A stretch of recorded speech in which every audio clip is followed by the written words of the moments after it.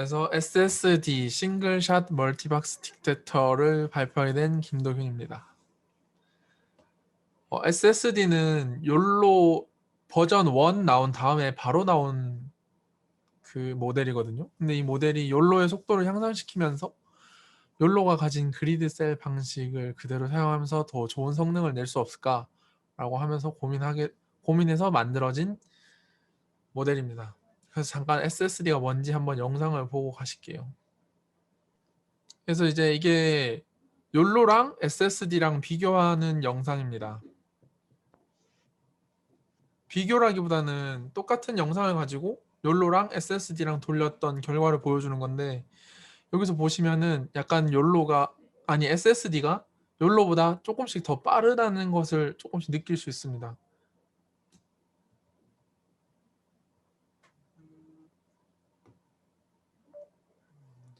느껴지시나요? 똑같은 영상이거든요.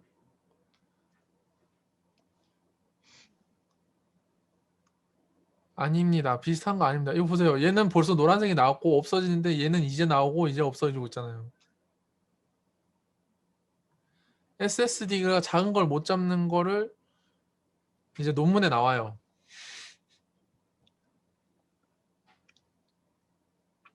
근데 그래서 여기 보면은 SSD 처리 프레임이 좀 더 속도가 빠르다라는 걸 보여주고 있는 겁니다. 그 다음에 이 영상은, 이건 좀 신기해서 가져왔는데, SSD를 보여주는데 이게 시뮬레이션이거든요. 약간 유니티로 이루어진 것 같은 그 오픈 월드, 진짜 리얼 월드를 가상으로 시뮬레이션해서 도로 주행을 연습하고 있는 겁니다. 요즘에 가상으로 도로 주행 연습 모델 돌리고 하는 것도 다 이렇게 돌리는 것 같은데, 처음 봐가지고 좀 신기해가지고 가져와 봤습니다. 저 이렇게 갑자기 멈춰요. 누가요? 앞에 차. 빨간불이라서 그런 거 아닐까요? GTA라서 그런 거 아닐까요? 저렇게 운전하면 혼나요. 근데 진짜 신기하다. 네, 좀 너무 현실적으로 잘해가지고. 빅댐이면은 저기 라스베이거스 저기겠네요. 좀 신기해서 가져왔고, 이렇게 해서 계속 이렇게 SSD로 프레임을 잡는다, 이거를 보여주는 겁니다. 신기하다. 됐고,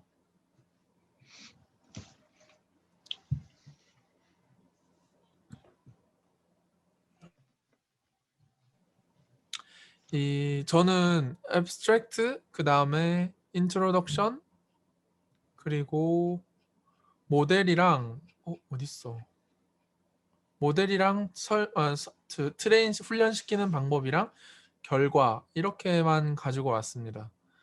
그 논문에 쓰인 순서대로 하려고 했는데, 제가 약간 이해를 한 순서대로 설명을 좀 드리려고 합니다. 그래서 저번에도 제가 단톡방에 보여드렸다시피 욜로랑 SSD는 원 스테이지 딕텍터고, 그 다음에 저희가 그 전에까지 배웠던 RCNN 계열들은 전부 다 투 스테이지 딕텍터입니다. 얘네는 리전 프로포즈를 따로 하죠. 근데 얘네는 한꺼번에 하면서 바로 진행을 하기 때문에 얘네들의 속도가 좀 더 빠른 거였습니다. 그리고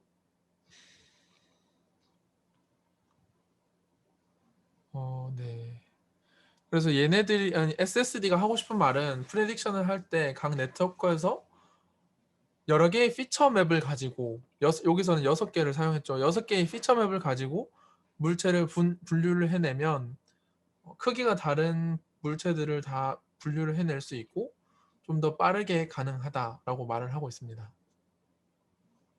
그 결과 VOC 2007에서는 어큐레시 74.3, 그 다음에 59.fps가 나왔다고 얘기하고 있습니다. 이게 프레임 속도랑 이제 정확도를 나타낸 건데, 나중에 이제 SSD가 나온 다음에 욜로2가 나와서 욜로2가 이제 나머지는 이렇게 자기들이 다 선방한 거를 보여주고 있는데, 그 전까지만 본다면 SSD가 욜로보다 조금 더 나은 모습을 보이죠. 속도 면에서는, 어큐레이시 면에서는 확실히 차이가 나고.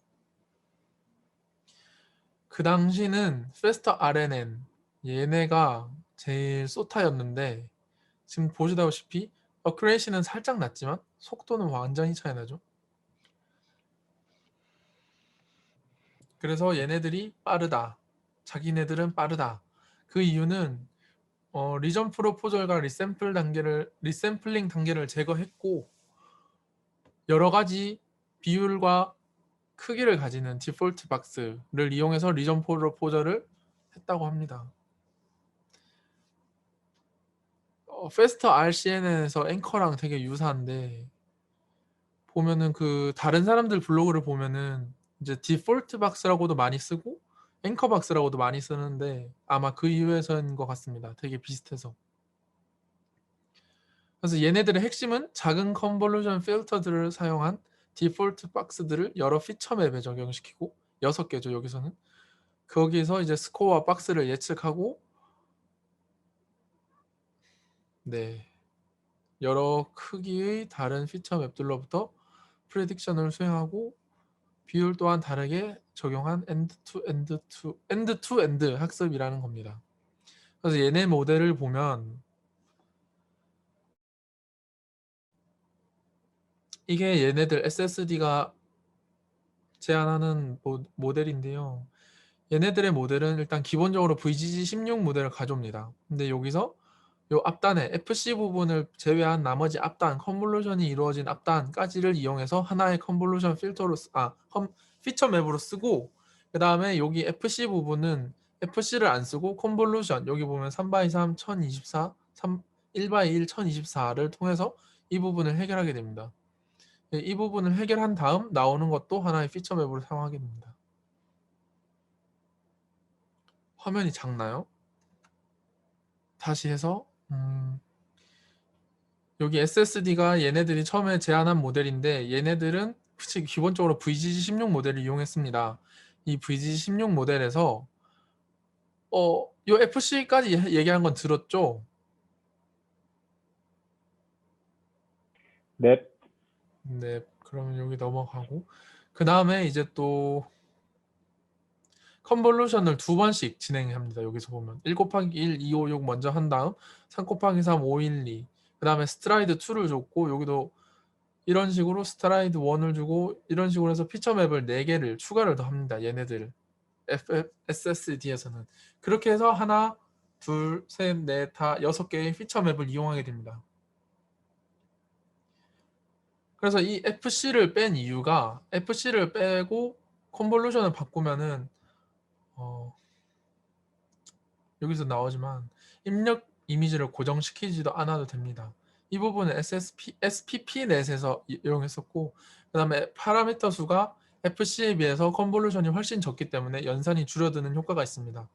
이제 요거를 간단하게 설명 다시 드리면 스페셜 피라미드 매칭 방법에서 나왔는데 요 특정 맵을 전부 다 그리드로 잘라서 이렇게 방법을 고안한 겁니다.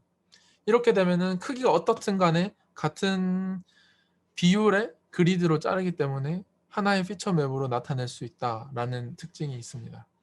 그리고 풀리 커넥티드라 컨볼루션 네트워크를 보면 풀리 커넥티드는 이렇게 모두 다 연결되어 있고 컨볼루션 네트워크는 이렇게 필요한 부분에서 필터만 씌워서 이렇게 다음으로 넘겨주기 때문에 연산량이 적어집니다.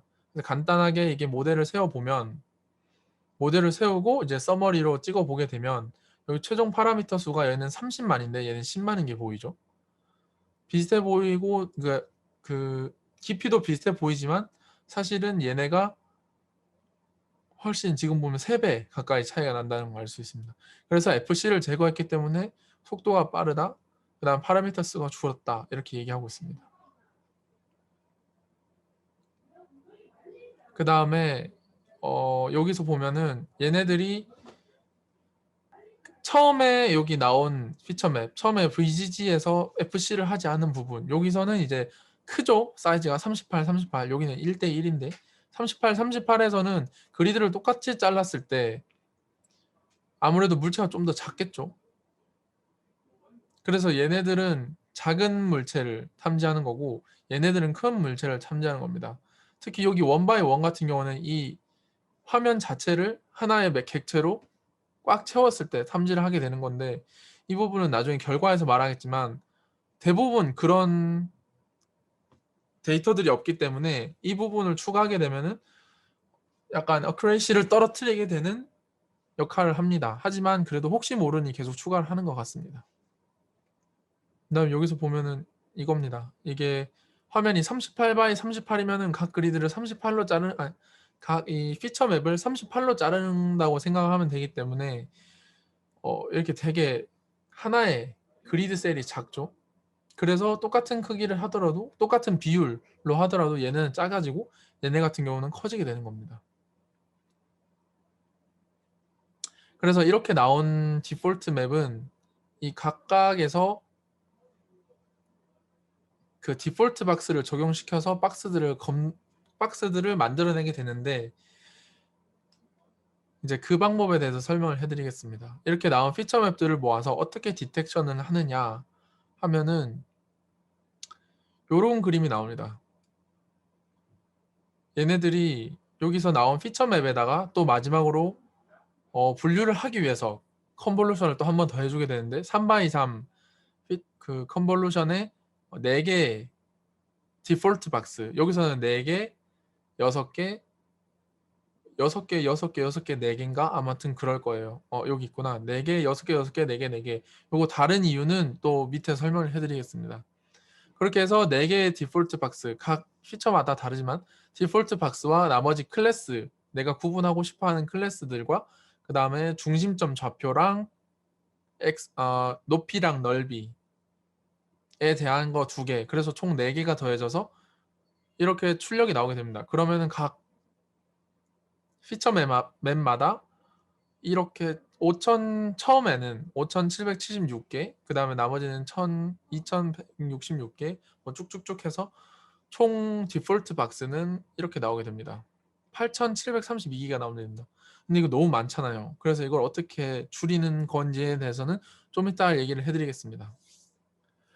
그래서 이게 보면은 4개, 6개, 6개, 4개, 4개인데 이 부분을 어떻게 4개는 뭐고 6개는 뭔가 라고 얘기를 해드리냐면 이 4개는 저희가 알던 그 앵커박스랑 동일합니다. 앵커박스처럼 처음에 작은 거랑 큰 거 1대1인 거 종횡비가, 그 다음에 종횡비가 2대2인 거 2분의 1인 거 이렇게 직사각형 이렇게 4개를 기본으로 하고 나머지는 이제 6개짜리에는 3대1을 추가하게 됩니다. 그렇게 해서 6개를 하게 됩니다. 아까처럼 이제 이렇게 많이 나온다. 거기서 이제 줄여야 되는데 어떻게 줄이냐라고 좀 이따 말을 해드리겠습니다. 그 종횡비가 2대1 이렇게 해도 종횡비가 1, 종횡비가 2 이렇게 해도 실제 크기가 4대2일 수도 있고 아니면 3대1.5일 수도 있기 때문에 좀 많이 B로만 보면은 많이 헷갈리게 됩니다. 그래서 스케일이라는 그 개수를 주게 되는데요. 값을 주게 되는데요. 그래서 여기서 스케일이 2고 그러니까 종횡비가 2다. 그러면은 4대2라고 생각을 할 수 있죠. 그래서 이 스케일 팩터를 주게 되는데 스케일에 대해서는 식이 이렇게 됩니다. 어떻게 되냐면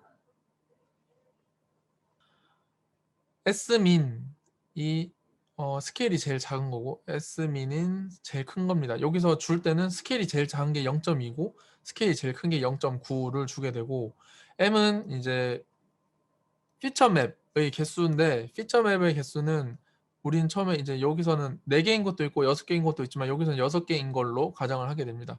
그럼 6개인 거에서 6을 빼주고 큰 거에서 작은 거 빼주고 그 다음에 이렇게 해주면은 점점점 0.2에서 0.9까지 그냥 순차적으로 증가하는 거를 볼 수 있습니다.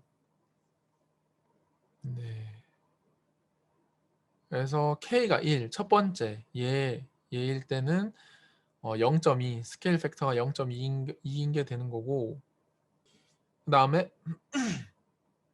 K가 M, 요 맨 끝에 가서는 S가 스케일 팩터가 S 맥스, 그러니까 0.9가 되는 거죠. 그래서 얘 같은 경우는 거의 화면을 다 채우게 되는 거고 얘 같은 경우에는 작은 걸 수축하게 된다. 이렇게 됩니다. 그래서 아까도 말했듯이 0.2에서 0.9까지 순차적으로 증가하는 것을 볼 수 있습니다. 그 다음에 이제 이거를 이용해서 디폴트 박스의 가로 세로 크기를 정하게 되는데 그 공식에 대해서도 요거 나와 있습니다. 이 공식의 스케일 팩터의 루트 그 종횡 b를 곱하게 됩니다. 그 다음에 높이는 스케일 팩터의 나누기 루트 종횡비를 하게 됩니다. 이렇게 루트를 씌워준 이유는 넓이를 갖게 해주려고입니다. 그래서 종횡비가 1이라고 하면은 디폴트 박스의 넓이는 1 곱하기 1이겠죠. 그냥 대충 1이라고 치면은. 근데 그러면 종횡비가 2다. 그러면은 얘가 스케일 팩터 아니다. 네. 그렇게 했을 때 얘를 가로가 2, 세로가 1이라고 하면은 넓이가 2가 나오겠죠. 그래서 이제 넓이를 갖게 해주기 위해서 종횡비에 따라서 이제 루트를 씌워주면은 동일하게 됩니다. 가로를 루트 2, 세로를 루트 2분의 1로 주면은 넓이가 1이 되니까 동일하게 되죠. 그래서 넓이를 갖게 해주기 위해서 루트를 씌웠다라고 생각하시면 됩니다.